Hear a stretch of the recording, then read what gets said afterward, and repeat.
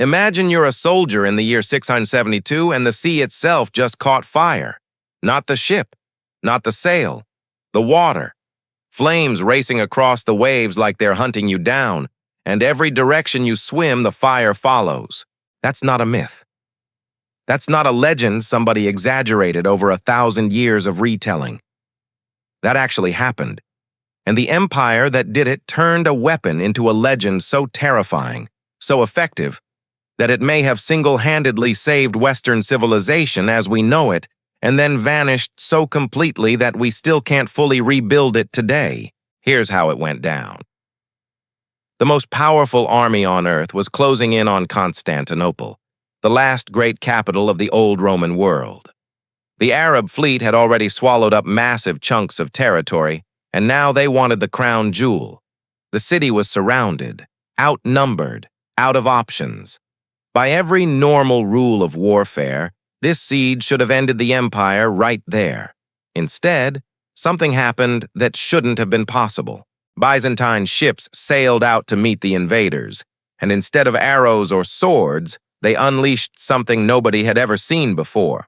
A liquid fire blasted out of tubes mounted on the front of their ships like ancient flamethrowers.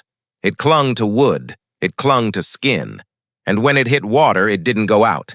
It kept burning right there on the surface of the sea. Enemy ships exploded into flames in the middle of the ocean. Sailors dove overboard to escape the fire, only to discover the fire was waiting for them in the water too. The invasion that was supposed to wipe out the Byzantine Empire collapsed into pure chaos and panic.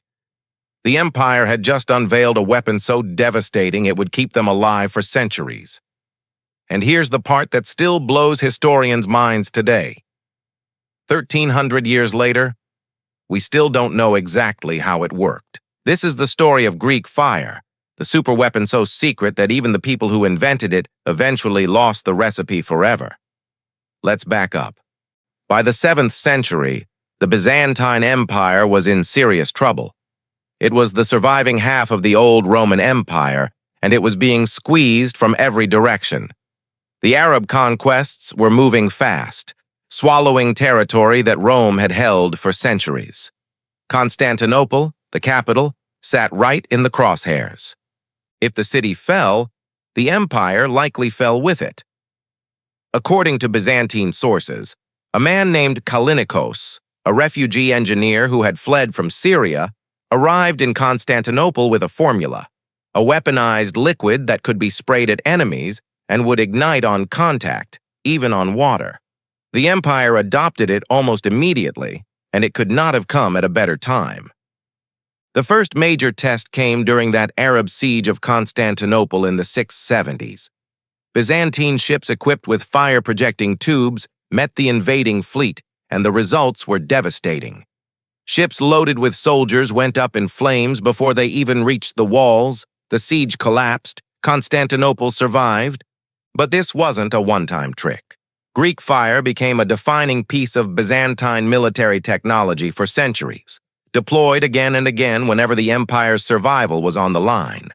Another major Arab siege in the 700s was broken the same way. Naval battles against various rivals were won using ships that could turn the sea itself into a weapon. And here's where the story stops being just a war story and turns into a mystery.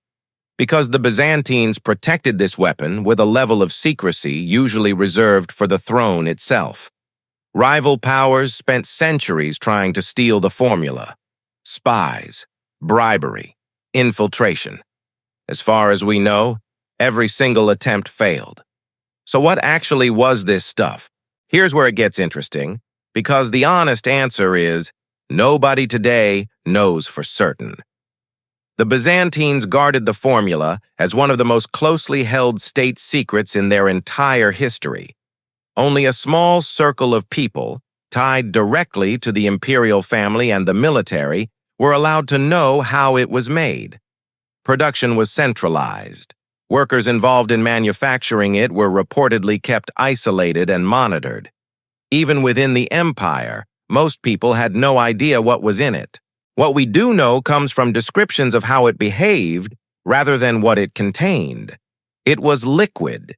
It could be pumped through bronze tubes and projected onto enemy ships, almost like an ancient flamethrower. It ignited on contact and continued burning even when it hit water, which made it nearly impossible to fight using the standard method of the time, which was simply dousing a fire with seawater. Historians and chemists have spent centuries trying to reverse engineer it. The leading theories point to a mixture involving some form of petroleum or naphtha, possibly combined with pine resin, sulfur, and quicklime. Quicklime is especially interesting because it reacts with water and produces heat, which could explain why the fire seemed to intensify rather than die when it touched the sea. But here's the catch. No one has ever found the actual written recipe. The Byzantines were so effective at protecting the secret that when the empire eventually declined, centuries later, the exact formula appears to have been lost along with it. Later, Byzantine writers themselves admit they no longer knew precisely how earlier generations had made it. Think about that for a second.